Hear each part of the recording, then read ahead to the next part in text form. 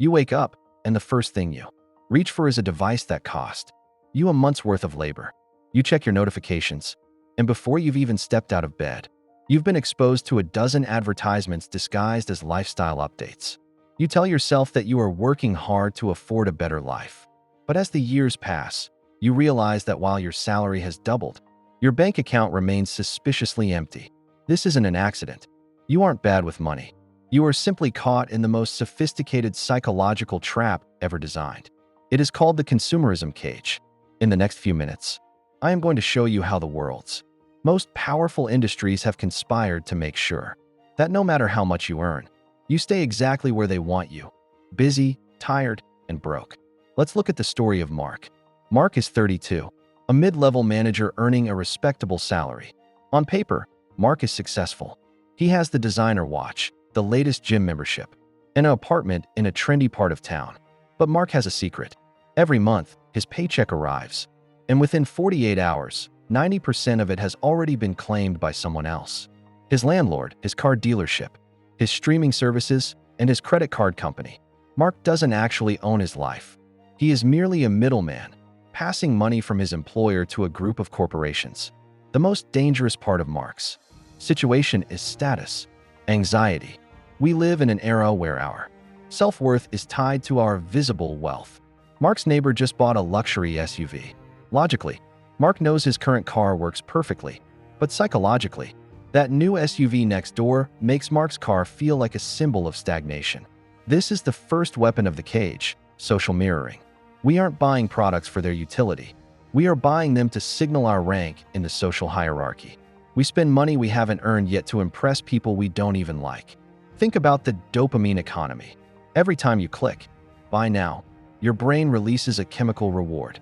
It's a survival instinct that once helped our ancestors gather resources.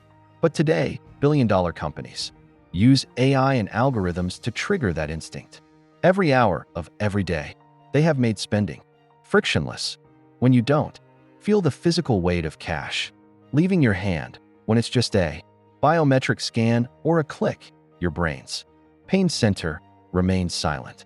You aren't making a logical financial decision. You are chasing a 10-second chemical high.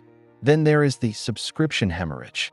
In the old world, you bought a product once and you owned it. In the new world, everything is a service. Your software, your entertainment, your music, even your heated car seats are now monthly bills. These micropayments are designed to feel insignificant. What's $10 a month? But when you have 15 of these small payments, you are bleeding wealth through 1,000 tiny cuts. By the time you realize you're sinking, the system has already moved on to the next trend. The difference between the wealthy and the rich-looking comes down to one thing: assets versus liabilities.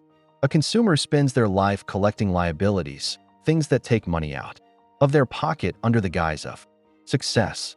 A wealthy person collects assets, things that put money in their pocket while they sleep. If Mark had taken the $800 he spends on his luxury car and invested it into a productive asset, the math would be staggering. Over a decade, that money wouldn't just be gone. It would have turned into a fortress of freedom. But the system doesn't want you to have a fortress. It wants you to have a cage with gold bars. The ultimate goal of the consumerism cage is to keep you predictable. If you have no savings, you cannot quit your job. If you are buried in debt, you cannot take a risk on a new business idea. You become a guaranteed revenue stream for the bank. You are forced to say yes to a boss you don't like and a schedule you didn't choose. All because you've committed your future earnings to a lifestyle you can't actually afford. Breaking free doesn't mean living in poverty. It means reclaiming your intentionality. It starts with this 72-hour rule, waiting 3 days before any major purchase to let the dopamine fade and logic return. It involves killing the comparison trap by realizing that most people who look rich are actually drowning in stress. And finally, it requires building optionality. The moment you have 6 months of living expenses saved, your relationship with the world changes. You are no longer a captive. You are a participant. The salary doesn't determine your freedom. The gap between your income and your ego does. You have a choice to make today. You can continue to polish the bars of your cage, or you can start building the key to your exit. Real wealth isn't about what you can buy. It's about what you can walk away from.